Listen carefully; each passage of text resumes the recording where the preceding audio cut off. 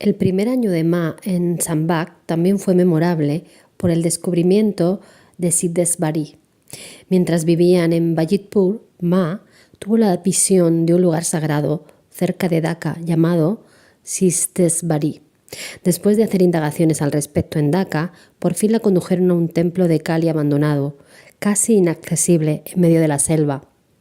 Al investigar más al respecto, averiguaron que Siddhesvari había sido un lugar de grandes santos y sabios en tiempos pasados, hasta tal punto que se dice que allí pasó algún tiempo Sankarkarya, el más grande exponente del Advaita, monismo año 788 al 820 después de Cristo. A partir de septiembre de 1924 empezó a ser frecuente que Ma pasara las noches en el templo de Kali de Siddhesvari y en 1928 se construyó allí un ashram, el primero de toda una red de ellos por todo el norte de la India, que constituirían unos núcleos de veneración y divulgación de las enseñanzas de Ma. Mientras tanto, la casita de Sambach se convirtió en un verdadero imán de buscadores de Darsana. A Bholanath su intuición le decía que debía saltarse las convenciones y olvidarse de toda actitud posesiva para que Ma pudiera ser accesible a la gente. Cuando salió de su periodo de silencio en octubre de 1925, Bholanath permitió que los devotos hablaran con ella con toda libertad, ignorando la advertencia que Ma le había hecho. Piénsatelo bien antes de abrir las puertas al mundo de esta manera. Recuerda que después no te será posible contener la marea cuando sea abrumadora. Y es que la marea ya se estaba acercando y amenazando con tragarse a su paso la poca privacidad de la que había podido disfrutar la joven pareja. La primera aparición en público de Ma se produjo a raíz de la Kali Puja, la festividad característica del Bengal de la Madre Divina en su aspecto aterrador, la cual, aunque a regañadientes, accedió a presidir en 1925. Durante la ceremonia se apartó de la práctica común y se puso flores y pasta de sándalo en la cabeza en lugar de ponérselas a la estatua de la diosa, lo cual implicaba evidentemente que era ella y no la imagen la verdadera representación de Kali. Así quedó plasmado por escrito lo que sucedió. La madre estuvo todo el tiempo con el rostro resplandeciente de una belleza intensa y poco común, y durante toda la ceremonia todos los asistentes estuvieron como arrebatados y profundamente absortos en la atmósfera de gran santidad que se respiraba.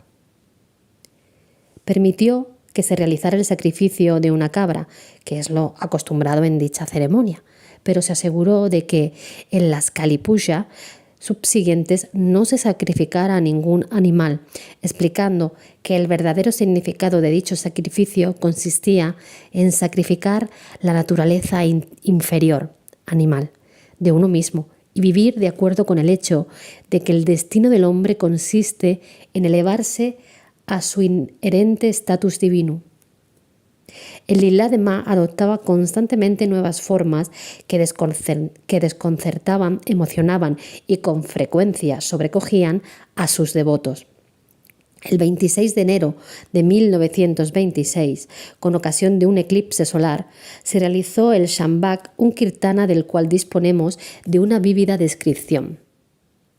En un principio Mataji estaba sentada como una más de nosotras, pero al cabo de un instante cambió completamente. Se le empezó a mecer el cuerpo rítmicamente.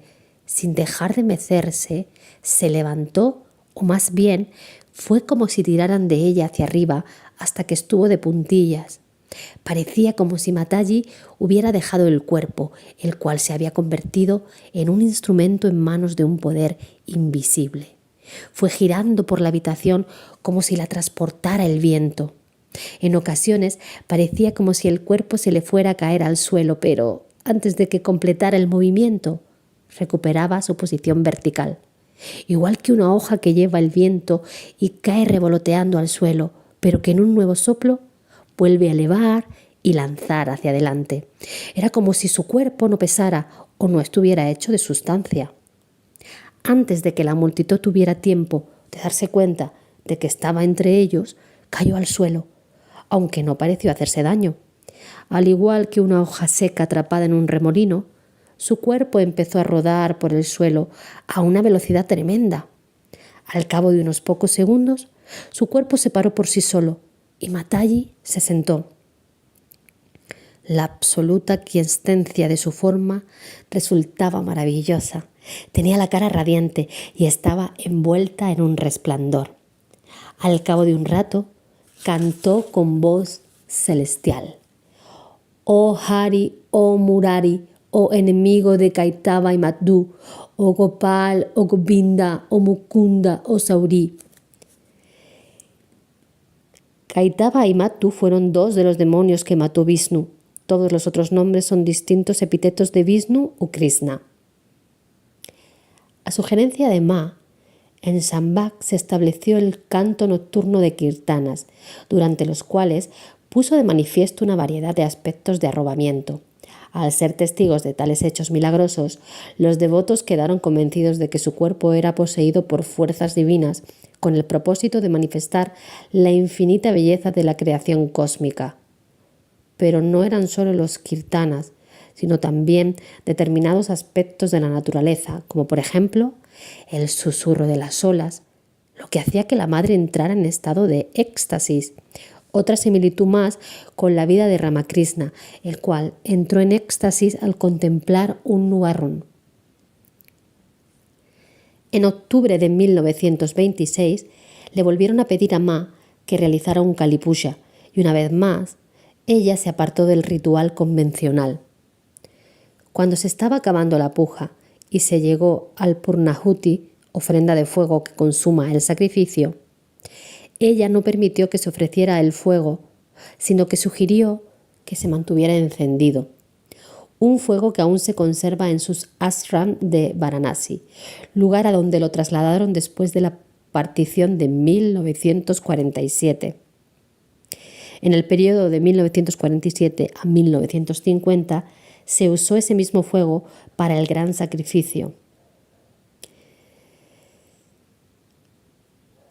Por regla general, cuando concluye la puja, se sumerge la imagen en el sagrado Ganges, pero a petición de un devoto, la madre mandó que se guardara y más adelante la colocaron en su ashram de Ramna, cerca del estadio de carreras de Dhaka, y el día de su cumpleaños permitieron el acceso a todo el que deseara tener su darsana, independientemente de la casta o religión a la que perteneciera. Con esta innovadora liberación, Ma se adelantó en unos 10 años a Mahatma Gandhi en su campaña a favor de abrir los templos a todas las castas. Las prácticas regulares de ritos hinduistas en la finca del Nawab no solo no despertaron el rechazo de los musulmanes, sino que Ma se ganó el respeto y afecto tanto de la familia del Nawab como de los musulmanes en general. Dicha comunidad tenía buenas razones para estar contenta con la madre del Shambhak por sus frecuentes muestras de respeto al Islam.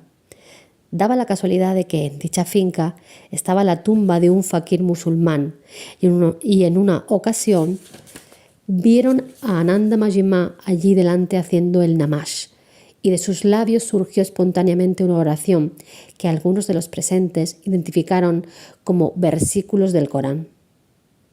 Durante un kirtana, Ananda Majima se dio cuenta de que había un musulmán observándola a cierta distancia. Entonces se acercó a él con un gesto de bienvenida cantándole Allah Allahu Akbar, Dios es grande. En otra ocasión se acercó a unos obreros musulmanes y les convenció para que cantaran juntos las alabanzas de Alá. Gradualmente fue reuniendo cierta cantidad de fervientes discípulos musulmanes. Incluso después de la partición, cuando Maya no pudo regresar nunca más al Bengal Oriental, su tierra natal, siguió existiendo allí un grupo de leales musulmanes seguidores de Ma que cuidaban de sus ashram y aportaban los medios económicos necesarios para su mantenimiento. Por lo que a Ma se refiere, los hindúes, los musulmanes o los creyentes de cualquier otra religión son esencialmente lo mismo. El kirtana y el namaz son exactamente lo mismo. Pero aunque Ma atrajera a los musulmanes, la mayoría de sus seguidores eran hinduistas. Entre 1925 y 1926 fueron apareciendo algunos de los grandes devotos que constituirían el núcleo principal de su gran familia espiritual en permanente expansión. A principios del 26 aparecieron el doctor Sasanka Mohat Mukhopadhyaya, un médico ya jubilado, y su segunda hija, Adarini Devi, por todos conocida como Gurupriya Devi o Didi, es decir, hermana mayor. Bajo la influencia purificadora de la madre, el doctor Mukhopadhyaya, que estaba acostumbrado a disfrutar de los placeres del mundo, acabó tomando votos de renunciante. Didi, una chica profundamente religiosa que había frustrado los planes de sus padres para casarla, atrajo de inmediato la atención de Ma. ¿Dónde has estado todo este tiempo? Lo cual nos recuerda una exclamación semejante de Ramakrishna al conocer a Narendranath Datta, el futuro Swami Vivekananda. Didi se convirtió en la asistente personal de Ma, ayudándola en un principio con las tareas del hogar y más adelante con la administración de los distintos ashram. Gracias a ella disponemos de un amplio material sobre el Lila de Anandamayi Ma. Hasta ahora se ha publicado un total de 17 volúmenes en bengalí y 19 en hindi que describen el día a día de la vida de la madre.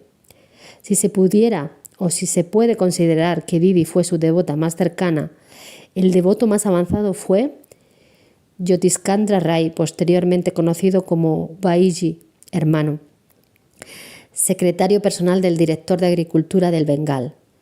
Baiji la conoció hacia finales de 1924 y al poco tiempo Anandamayi Ma le dijo: entre este cuerpo y tú existe un vínculo espiritual muy fuerte y muy sutil.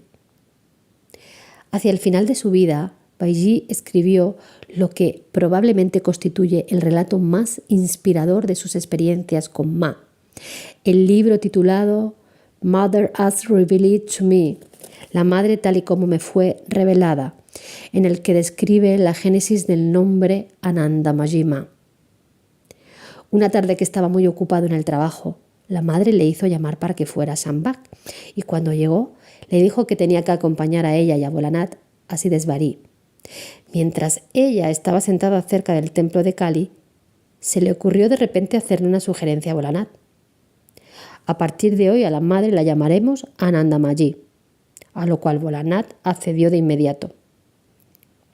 Al día siguiente, cuando le preguntó a la madre por qué le había ordenado que saliera de la oficina en medio de todo su trabajo, ella se rió y contestó: ¿de no haber venido tú? ¿Quién le habría puesto un nombre a este cuerpo? Una observación de tal calibre nos lleva a concluir que la madre rebosante de dicha está en perfecta sintonía con el lila cósmico, aquel en el que todo se manifiesta en el momento apropiado y bajo las circunstancias adecuadas. Las dudas de Hamlet le son ajenas, puesto que solía decir: pasará todo lo que tenga que pasar.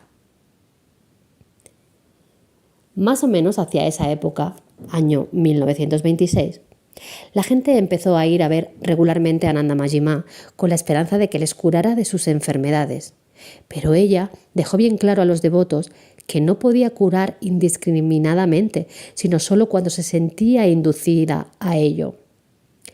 Había casos en los que recibía una clara indicación de que no debía curar a tal o cual persona, en cuyo caso simplemente le decía al enfermo que no estaba en su destino que ella le curara.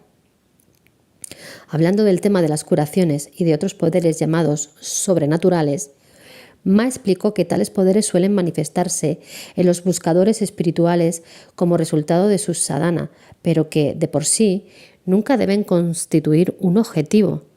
Tales manifestaciones se deben aceptar con humildad y ecuanimidad, teniendo siempre en cuenta que el único objetivo que vale la pena es la unión con Dios.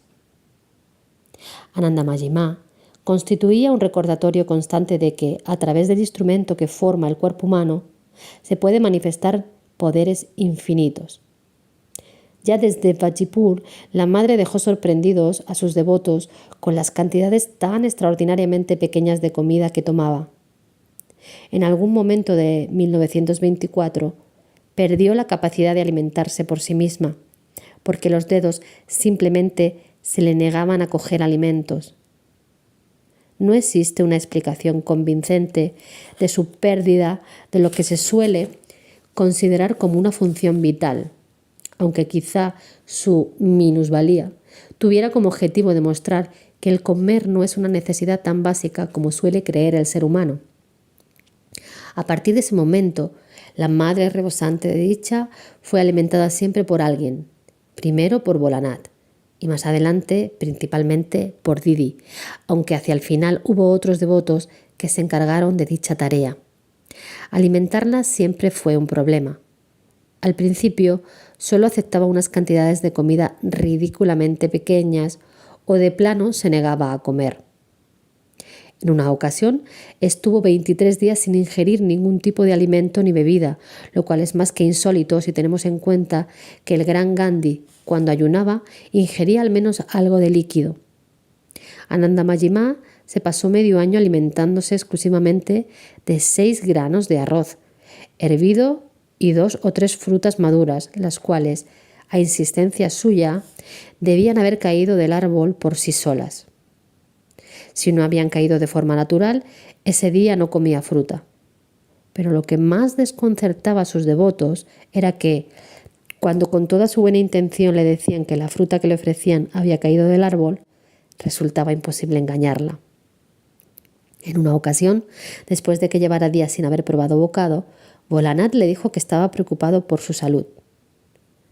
Al día siguiente Ma se comió todos los purés, tortas fritas de pan de harina integral sin levadura que se pudieron cocinar, agotando completamente las existencias de harina y ghee, mantequilla clarificada de la casa, y les avisó: si hubiera habido más, me los habría comido todos. Como empiece a comer de verdad, ninguno de vosotros será capaz de mantenerme por muy ricos que seáis. De hecho, se comió 20 kilos de un pudding que se había preparado para un gran grupo de personas. Sin embargo, no padeció ninguna de las consecuencias características de la glotonería. La madre rebosante de dicha es un ejemplo concreto de lo que Heinrich Zimmer denomina el fenómeno de la forma en expansión.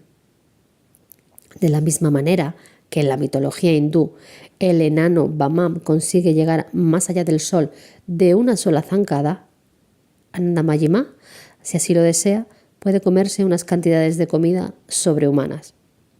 En esencia, lo que ella intenta enseñar con su ejemplo es que la humanidad está demasiado obsesionada con la comida y que la mayoría de la gente come más que en exceso porque el cuerpo tan solo requiere de una pequeña cantidad de alimentos, mientras que el resto, que se come por hábito o porque es placentero, se desperdicia. Ma afirma que mediante el yoga el hombre puede liberarse de su dependencia de los alimentos y, en cambio, absorber del ambiente mediante técnicas espirituales la energía que necesita. Al ser consciente de la unidad subyacente en la múltiple manifestación, ella es capaz de extraer del aire todo lo que necesita. Por esta razón, es el ejemplo viviente del dicho de Jesucristo: no solo de pan vive el hombre. Acaparar alimentos es una de las cosas que más censura. En la casa de un devoto de Calcuta, al percatarse de la desproporcionada cantidad de comida que tenía acumulada, se metió en la gran despensa y ordenó que toda esa comida se distribuyera entre las familias del barrio. Ananda Mayima no solo era capaz de trascender la necesidad de alimentarse cuando así lo deseaba, sino que, según Baiji, era frecuente verla en estado de samadhi, sin respirar, tal y como nos describe seguidamente. Debido a la intensidad de su Anandam, dicha suprema, interior, el rostro le resplandecía como un tono carmesí, las mejillas le brillaban con una luz divina, tenía la frente brillante y serena, llena de calma divina. Quedaron suspendidas todas sus funciones físicas. Sin embargo, todos los poros del cuerpo le brillaban de forma inusual, una muda elocuencia de un discurso interior y silencioso. Todos los presentes sintieron que la madre se estaba zambullendo en las profundidades de la comunión divina. Así transcurrieron unas 10 o 12 horas. Bayi también tuvo la gran fortuna de estar presente cuando Ananda Mayima reveló que había tenido una experiencia directa de la anatomía espiritual del hombre, que había visto claramente cómo funcionan los chakras, centros espirituales sutiles, a lo largo de la columna vertebral y en el cerebro. No solo se los dibujó, sino que también le explicó en detalle cómo funcionaban a lo largo del proceso y del progreso espiritual del individuo. Años más tarde, Baiji comparó los dibujos de Ananda Majima de los chakras con los que encontró en el libro El poder de la serpiente de Sir John George Woodruff y descubrió que coincidían. Pero cuando le quiso enseñar el libro a Ananda Majima, ella ni siquiera lo miró. En cambio, la analfabeta Ananda Majima le explicó ciertos detalles sobre los chakras desconocidos para el erudito occidental. Gradualmente, los fenómenos fuera de lo corriente de la vida de Ananda Majima fueron pasando a segundo plano y la fase de la sadhana terminó a finales de 1926. Pero ya antes de eso, el área de acción de Ananda Majima, o Ma, madre en bengalí, o Mataji, madre en hindi, tal y como la llamaban sus devotos, ya había sobrepasado los límites de Dhaka. Seguidamente comenzó a viajar por todo el Bengal oriental e incluso por el norte de la India. Por ejemplo, en mayo de 1926, a petición de su devoto Pran Gopal Mukherjee, anterior director adjunto de Correos en Dhaka, Ma fue a visitar los templos de Deorghat, en Bihar, donde él se había retirado para vivir cerca del ashram de su gurú, Balananda Brahmachari Maharaj. Cuando Mukherjee se la presentó a Balananda, este renombrado sabio quedó profundamente impresionado y exclamó que la consideraba la Madre Divina encarnada. A través de él acudieron a verla muchos otros Mahatmas, grandes almas. A partir de ese momento, allá donde fuera, su presencia atraía a los santos y sabios de la India como un imán.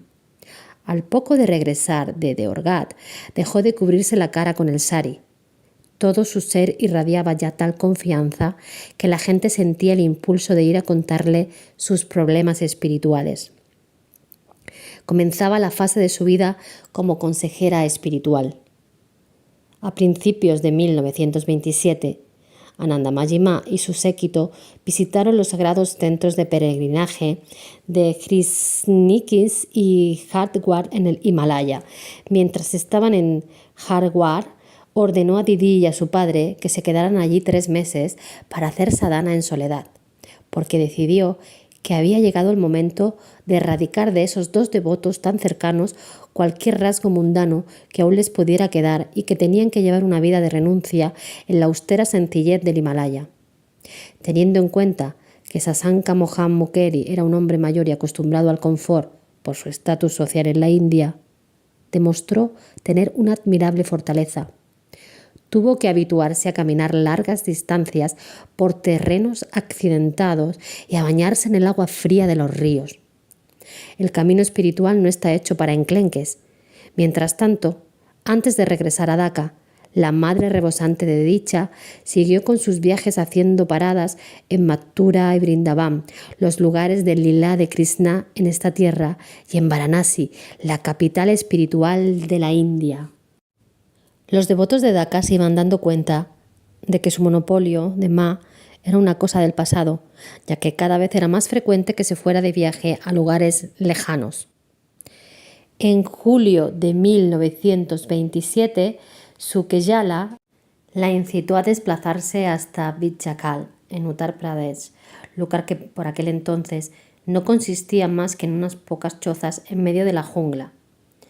Al llegar a Ananda Majima, estuvo paseándose por allí como si estuviera en trance y explicó que era una tierra consagrada e impregnada de las vibraciones de muchos santos de épocas pasadas. Se notificó al gobierno que debería realizar excavaciones en la región y finalmente se descubrieron las ruinas de varios templos, precisamente en el lugar donde Ma había sentido una atmósfera especialmente sagrada. Vichakal se convirtió en uno de sus lugares favoritos para hacer retiros, tanto que se construyó un ashram allí que actuaría como un eslabón más en la cadena de centros promovidos por la espiritualidad de Ananda Majima.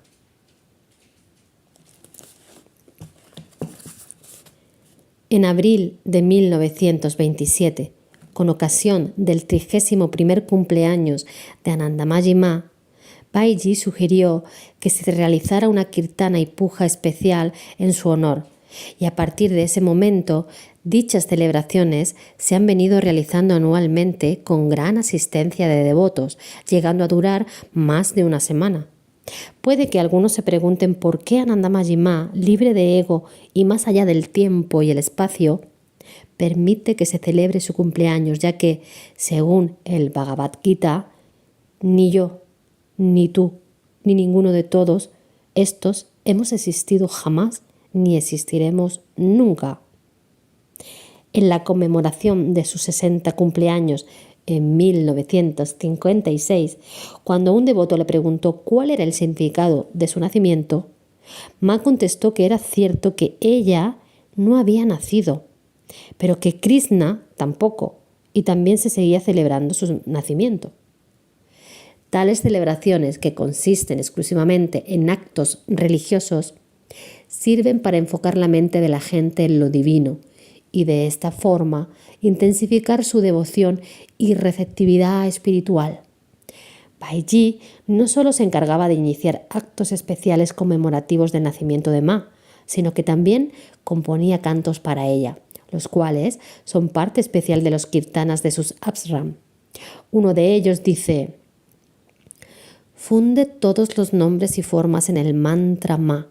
Repite siempre Ma, Ma y permite que los ojos se te inunden de lágrimas. Descubre en Anandamayi Ma el refugio final del periplo de tu vida. El 3 de agosto de 1927, 3 meses después de la celebración de su 33º aniversario, la madre rebosante de dicha fue de visita a Keora, su pueblo natal, en compañía de Volanat y de su madre, a la que todo el mundo llamaba Didima, abuela. Su antigua casa la habían comprado unos musulmanes, los cuales la habían transformado hasta tal punto que casi resultaba irreconocible, por lo que a Didima le resultaba difícil orientarse en ella. Sin embargo, Anandamayi Ma fue directa a un recinto en el que se guardaba estiércol y lo identificó como el lugar exacto en el que ella había nacido. Entonces sucedió algo completamente inesperado. Ma cogió un puñado de tierra de ese preciso lugar y los ojos se le inundaron de lágrimas. ¿Cómo se debe interpretar esta muestra de emoción de una Anandamayi Ma de mente ecuánime que por definición está desapegada de la vida y de la muerte, de la alegría y de la tristeza? Quizás esta conducta resulte menos desconcertante si tenemos en cuenta que, según la filosofía hindú, Dios tanto está en la manifestación como la trasciende. Es decir, al mismo tiempo que está más allá de la dualidad, Él también se manifiesta como dualidad. También se sabe que los grandes avataras adoptan voluntariamente las limitaciones humanas. Quizás en ese momento de su lilá, Anandamayi Ma consideró adecuado desempeñar el papel de un ser mortal corriente, con apego emocional por su lugar de nacimiento, el cual no había visto desde hacía 17 años. No debemos olvidar asimismo que Anandamayi Ma ya sabía que pronto iba a abandonar su tierra natal, el Bengal, y que solo regresaría para breves visitas. Quizá quiso avisar a sus devotos de los cambios inminentes y escogió un gesto simbólico para ello. A principios de 1928, Volanat se quedó sin su trabajo de Sambhak y, de forma temporal, mientras no estaban de viaje, Volanat, Anandamayi Ma, sus padres y la tía Matari se hospedaron de alquiler en una casa en el distrito Tikatuli de Dhaka. En septiembre del 28, mientras estaba de visita en Varanasi, Ma conoció a Mahamahopadhyaya Gopinath Kaviraj, uno de los más grandes eruditos de sánscrito en la India, que en aquellos días era el director de Queen's College de Varanasi y que acabó convirtiéndose en uno de sus devotos más destacados, encargándose de muchas de las publicaciones sobre Anandamayi Ma. En Varanasi, Ma estuvo prácticamente sumergida en las multitudes de personas ansiosas de tener su darsana. hasta tal punto que lo poco que le quedaba de vida privada se vio engullido por sus obligaciones hacia los que la buscaban y buscaban en ella solaz espiritual. Bolanat se vio obligado a adaptarse a una vida que incluía muy pocos de los aspectos normales de la existencia de un hombre casado. Además, en diciembre del 28, Ma decidió que había llegado el momento de intensificarle la sadhana y le dijo que se fuera a meditar en solitario a Dharapet, un lugar sagrado cuyos campos de cremación son ideales para las prácticas yógicas. Pero esa ausencia temporal de Bolanat hizo que se planteara la cuestión de quién debía cuidar de Anandamayi Ma, porque no dejaba de ser necesario mantener ciertas formas. ¿Cómo iba a poder vivir una mujer sin un custodio? Se decidió que el padre de Didi fuera su custodio, porque aunque todos la reconocieran como gran santa o incluso como la encarnación de la Madre Divina, no dejaba como mujer de estar sujeta a ciertas restricciones. Obviamente ni la santidad servía para compensar completamente el estado inferior de la mujer, y fueron muchos los hombres que admitieron que al principio tuvieron que soportar las mofas de sus familiares por sentarse a los pies de una simple mujer. Pero por mucho que dijeran las familias, los devotos de Anandamayi Ma eran incapaces de resistirse al magnetismo de su personalidad. En mayo de 1929 se consideró que, para celebrar su cumpleaños, el ashram de Sidesvari se había quedado pequeño para albergar a todos sus seguidores, por lo que los festejos se realizaron en el recién terminado ashram de Ratna. Al finalizar las ceremonias, Anandamayi Ma anunció repentinamente que esa misma noche se marcharía de Dhaka y que Bolanat debía quedarse en el ashram de Rama. Conforme a su papel de esposa obediente, le pidió permiso a Bolanat para marcharse, aunque ella le había dejado bien claro que se lo tenía que conceder. Si dices no, en este mismo momento dejaré este cuerpo aquí mismo a tus pies. Sin embargo, se mostró dispuesta a ceder a la súplica de Bolanat de que viajara acompañada por su padre, porque, de otro modo, la gente hablará mal de ti. Hacia la medianoche, Anandamayi Ma se marchó de Rama en el primer tren hacia Minessin, en el Bengal Oriental. Desde allí se trasladó a Bengal Oriental y de allí al Himalaya, pero no mantuvo a Bolanat informado de sus desplazamientos. Poco después de su regreso a Dhaka, empezó a ser incapaz de sujetar los utensilios de cocina y, en consecuencia, tuvo que renunciar a todas las tareas del hogar. Pero esta otra novedad era más de lo que Bolanat estaba dispuesto a tolerar, porque pese a todo él era muy humano y para entonces ya tenía un buen cúmulo de frustración. Además, sus familiares le insistieron que, de una vez por todas, se impusiera como cabeza de familia. Se armó de valor y reprobó a Anandamayi Ma. El resultado es mejor que lo leamos directamente en sus propias palabras. Durante unos pocos días intenté cocinar con la ayuda de madre. Yo no me quejaba y me daba absolutamente igual. Pero Bolanat cayó enfermo al cabo de unos días y entonces yo también me puse mala.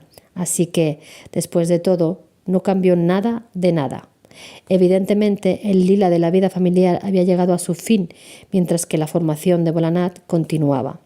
Bolanat no solo se vio privado de las artes culinarias de Ma, sino que tuvo que renunciar a una de las comodidades físicas que había podido disfrutar hasta entonces: dormir en una cama.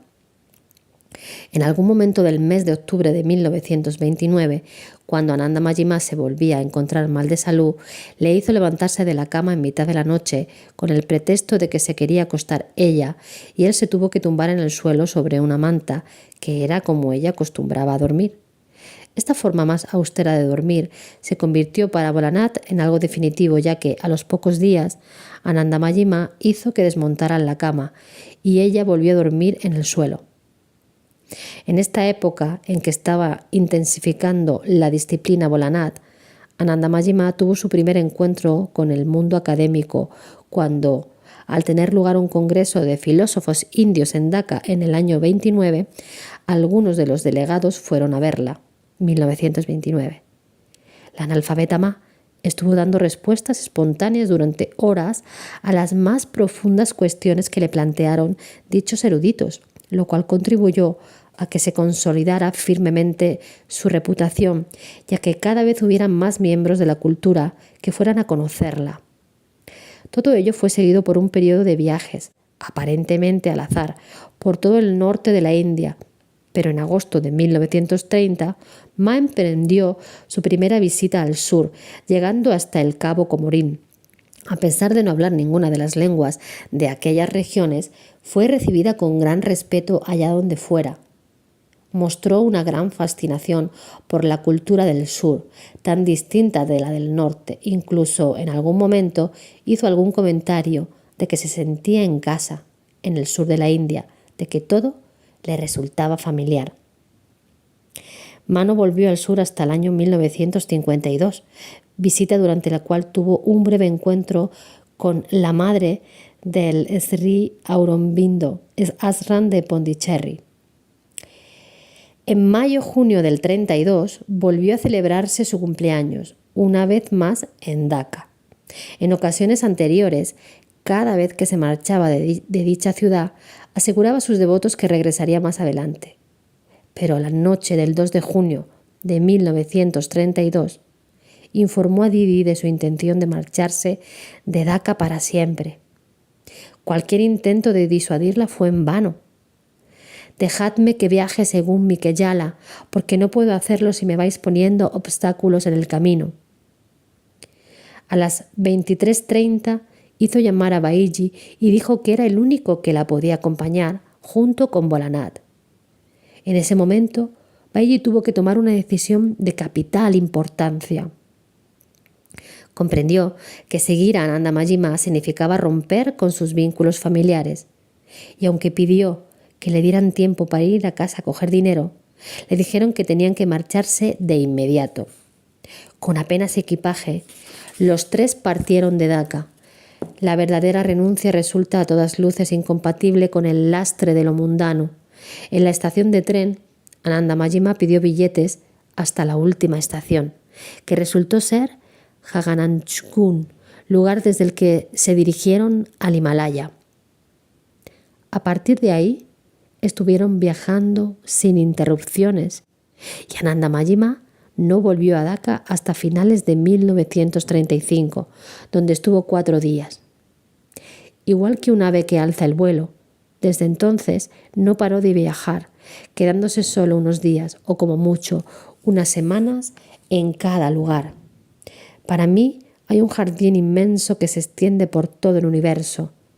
Todas las plantas, todos los seres humanos, todos los mente-cuerpos superiores deambulan por este jardín de distintas formas, cada cual con su propia belleza y singularidad. Su presencia y su variedad me producen gran gozo.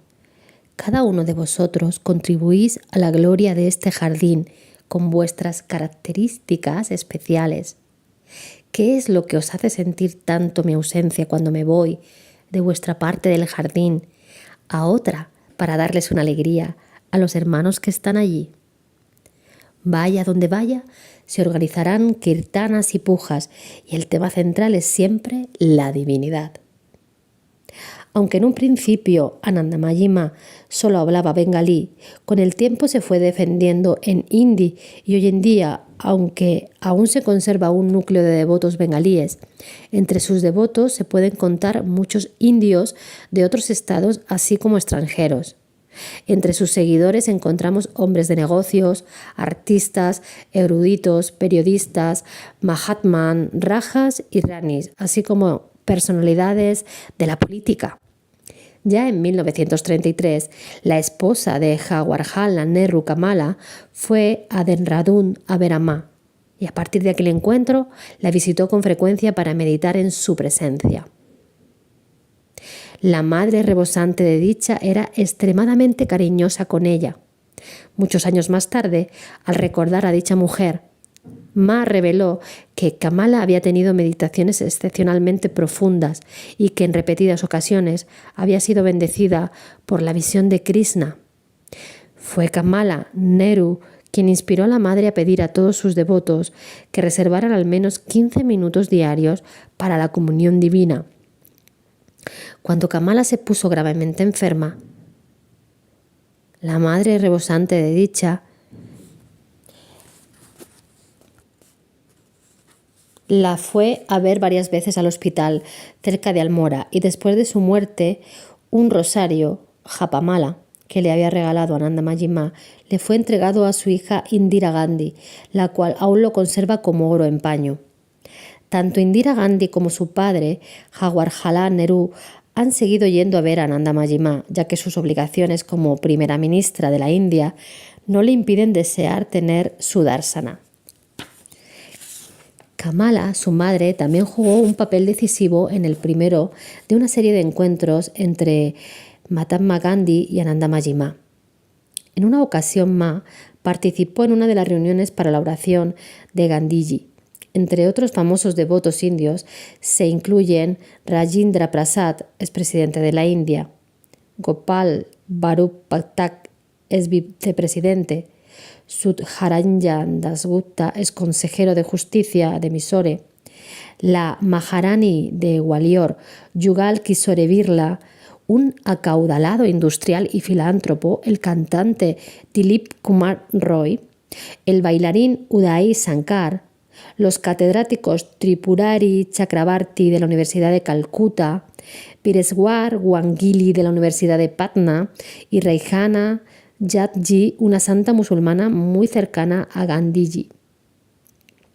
Entre los occidentales que se sintieron atraídos por Ma, destaca una austríaca que acabó como renunciante y que todo el mundo conoce como Pratmakarini Atmananda. Cuando conoció a Anandamayi Ma, solo hablaba un poco de hindi coloquial, pero gradualmente adquirió un perfecto dominio del bengalí y ha jugado un papel fundamental en las traducciones al inglés de las enseñanzas de Ma. El doctor Adolphe Jacques Weintraub, un próspero médico de Marsella, se ha convertido en Brahmachari Vijayananda, el cual, siguiendo instrucciones de Anandamayi Ma, vivió varios años recluido en Almora y actualmente reside en Cancán. El renombrado fotógrafo inglés Richard Lanois, el productor de películas francés Arnaud Desjardins, así como la novelista alemana Melita Massmann, descubrieron también que Anandamayi Ma era la respuesta a sus anhelos espirituales.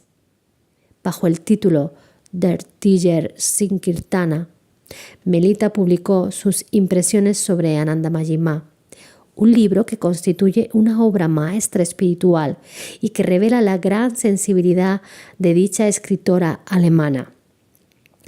La italiana Miriam Orr se convirtió en devota de Anandamayi Ma nada más ver una fotografía suya.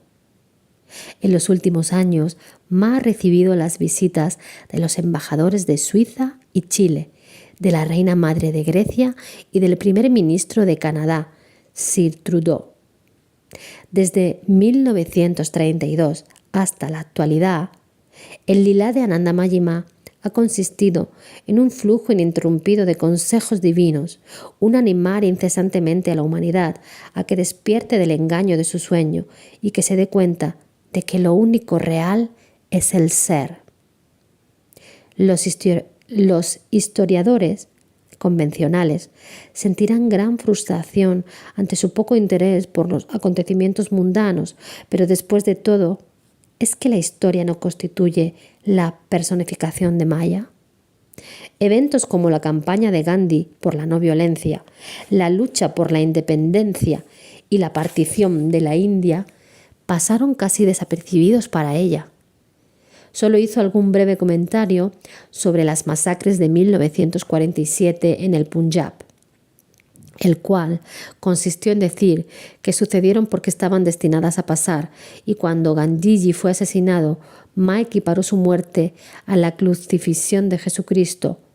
Pero aparte de esto, no existen más referencias a comentarios suyos sobre los acontecimientos políticos. Melita Massmann nos aporta una clave para comprender el aparente desinterés de Anandamayi Ma por dichos eventos. Esta novelista alemana estaba con la madre rebosante de dicha cuando se produjo la crisis de los misiles cubanos en 1961 y nos comenta que consiguió mantener la calma durante todo el proceso, a pesar de que era consciente del peligro inherente. El estar en presencia de Ma le ayudó a elevar su nivel de conciencia por encima de la dualidad y le hizo comprender que no hay nada material que pueda afectar a su ser. Donde reina la dicha absoluta, el miedo se desvanece.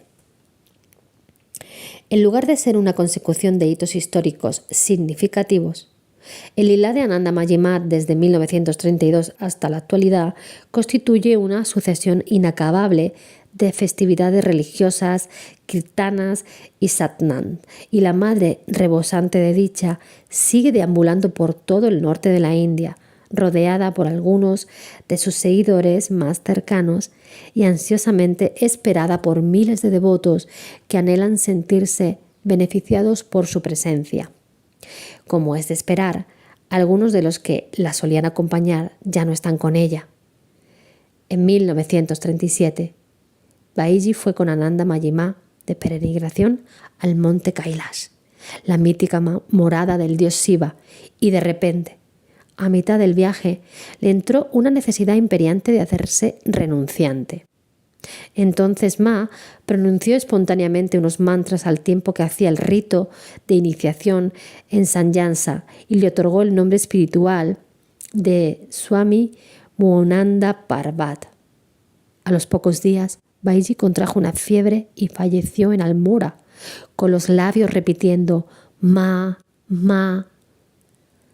Bholanat murió de viruela en 1938. 2 años antes también había fallecido el padre de Ananda Mayima y su esposa Didima se hizo renunciante en el 39, pasando a llamarse Swami Muktananda Giri. Como Ma no se consideraba un gurú, le solía pedir a su madre que iniciara a los devotos. Didima sirvió a su hija sin cesar hasta el 8 de agosto de 1970. Falleció a los 93 años. Dado que a lo largo de los años había crecido espectacularmente el número de seguidores de Ananda Mayima y habían ido abriéndose ashram por todo el centro y norte de la India, surgió la necesidad de crear una organización administrativa. En consecuencia, en febrero de 1950 se estableció el Sri Ananda Mayyi Sangha en Varanasi, con los siguientes objetivos. 1. Promover métodos que ayuden al individuo a establecerse en el ser. 2. Establecer centros para la práctica de la sadhana. 3. Organizar actos religiosos. 4. Proporcionar servicios médicos gratuitos para personas necesitadas, así como ayuda financiera y médica a sadhus y brahmacharis. La madre rebosante de dicha no participa de forma alguna en la gestión ni en la supervisión del Sri Ananda Mayyi Sangha, sino que existe una junta directiva compuesta por 41 miembros, mientras que las actividades diarias están supervisadas por un comité ejecutivo compuesto por otros 10. Es un órgano que se mantiene exclusivamente de donaciones voluntarias del público en general. El Sangha ha creado 2 instituciones en las que se ofrece una formación espiritual, mental y física equilibrada para chicos y chicas por separado. Desde 1952 se publica una revista trimestral, el Ananda Varta, en bengalí, hindi e inglés, que no solo contiene las enseñanzas de Ma y noticias sobre ella, sino también una serie de artículos de gran interés espiritual sobre todas las religiones. En 1965 se fundó un moderno hospital en Varanasi para proveer atención médica a personas sin recursos. Aunque Ananda Mayima ha mostrado relativamente poco interés por las instituciones dedicadas al bienestar material social, sí que asistió a la inauguración de dicho hospital y lo bendijo. Sin embargo, la institución de la que sí se encargaba ella personalmente es el Sanjam Brata anual, voto de autocontrol que se inauguró en 1952. Ma es perfectamente consciente de que incluso en la India el hombre está profundamente atrapado en sus actividades mundanas y escasean las personas que llevan una vida de renuncia total. Sabedora de que el mundo nos puede, Ma quiere que los devotos seglares abandonen su vida mundana durante al menos una semana al año y dediquen ese tiempo exclusivamente a la búsqueda espiritual. El Sanjam Brata se celebra cada año en un lugar distinto, ya sea en ashram o en lugares proporcionados por devotos adinerados para dicho propósito. Los participantes se comprometen a tomar tan solo una colación al día y abstenerse de discutir, cotillear, fumar, beber té y café y por supuesto alcohol, y practicar el sexo durante esa semana. Todo el mundo lleva una vida de extrema sencillez y a veces se albergan en tiendas. Durante el día, los renunciantes de una semana reciben discursos de Pandit y Mahatma y por la noche, Ma hace un sadhana de 1 hora aproximadamente. También se dedica parte del tiempo al kirtana y a la meditación en grupo. Por norma, varios cientos de personas, entre ellos unos cuantos occidentales, asisten al Sanjam Brata, al que un devoto le puso el acertado apodo de campo de instrucción espiritual. Dicho evento se podría comparar a un faro en unos tiempos en que la mayoría de individuos está sumida en la oscuridad, fruto de una mente tan materialista.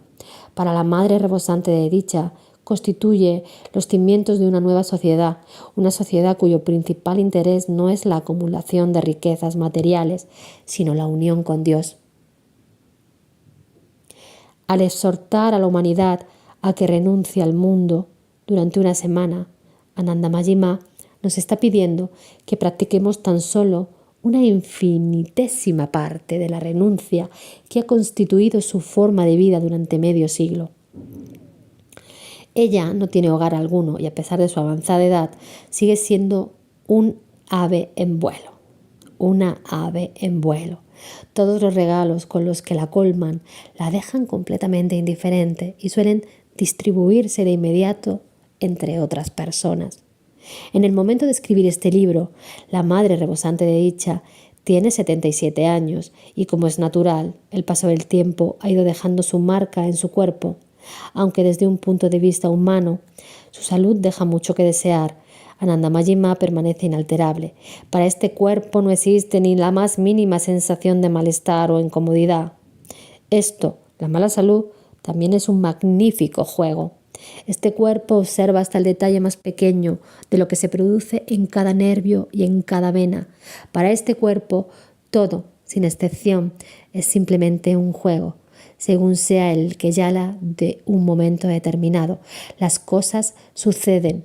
Así que tanto en la salud como en la enfermedad, ella continúa recordándonos constantemente que nosotros también deberíamos anhelar el alcanzar un estado más allá de la dualidad, en el que no nos pueda afectar el sufrimiento físico. Nota del editor. Este libro fue escrito en los años 70. Anandamayi Ma murió en 1982, a la edad de 86 años, exactamente el 27 de agosto de 1982. Y ahora sí, hemos dado fin al primer capítulo de este libro, Vida y enseñanzas de Sri Anandamayi Ma, por el doctor Alexander Licksby, de Ediciones Obelisco, que yo, querida escuchante que estás aquí en mi canal, yo, Silvia May, estoy leyendo con infinito amor y devoción a esta gran maestra santa que para mí representa la propia divinidad y que personalmente trajo un gran cambio y un gran renacer a mi vida. De ello he escrito un libro que contará también mis experiencias a raíz de una foto que llegó a mí en el año 2020 y que en algún momento de este año 2023 verá la luz si Dios quiere. Te insto, si te gusta, a seguir en el siguiente audio que comenzará muy pronto, en unos días. También te insto a que, si te ha gustado y quieres apoyar para que llegue a más personas, le des un me gusta, lo guardes, lo compartas, dejes un comentario para que así este canal pueda llegar a más personas que se inunden de la dicha absoluta de conocer a esta gran sabia, a este avatar, a esta manifestación divina que, aunque ya no está viva, sigue mandándonos sus emanaciones y su gran amor. Y por eso aquí estamos tú y yo. Hasta pronto.